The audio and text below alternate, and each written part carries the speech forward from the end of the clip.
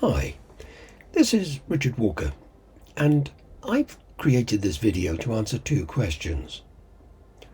What evidence is there that all of the women killed by Jack the Ripper were prostitutes? And, in writing my book, have I ignored that evidence? Yours truly, Jack the Ripper, has been available for just a month, and Amazon.com now has 54 reviews. 53 are very good. But there is one review that claims that in the book there is a case of evidence being ignored yet again. Many of us will have thought of the victims of Jack the Ripper as Victorian prostitutes.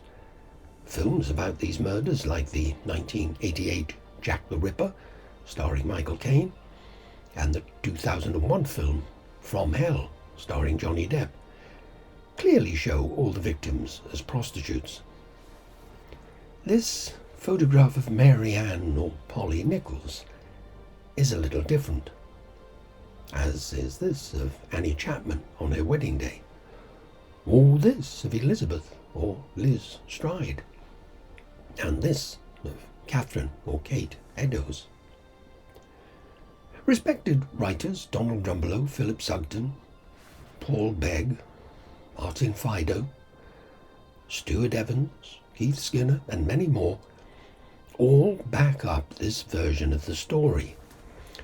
Philip Sugden confidently states in The Complete History of Jack the Ripper that the victims, prostitutes all accustomed to accosting men and taking them to dark and unfrequented byways and yards for sex, greatly facilitated his crimes.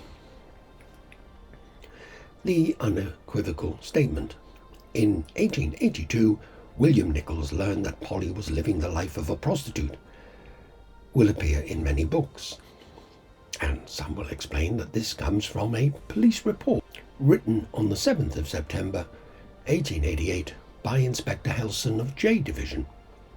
In that report, he included this reference to William Nichols and Mary Ann or Polly Nichols. They separated about 9 years since in the consequence of her drunken habits. For some time he allowed her 5 shillings per week, but in 1882, at having come to his knowledge that she was living the life of a prostitute, he discontinued the allowance. This is sometimes described as hard evidence. Any other evidence that claims that Polly Nichols was a prostitute is purely circumstantial. It can be debated, but in the end, it is up to the individual to believe or not believe it. The evidence presented in this Metropolitan Police report appears to offer tangible proof, although I'm not sure that everybody today would agree that what a policeman reports an estranged husband has said about a wife can be regarded as hard evidence. There is, however, evidence around Inspector Helson's report that is ignored. On the 7th of September, Inspector Helson wrote that William Nichols discovered Polly was living the life of a prostitute. But that isn't what William Nichols said. At the inquest into Polly's death on the 3rd of September, 4 days before Inspector Helson wrote his report, William Nichols said, "The deceased was his wife, but they had lived apart for 8 years. He last saw her alive about 3 years ago, and had not heard from her since. He did not know what she had been doing in the meantime." Then a juryman spoke.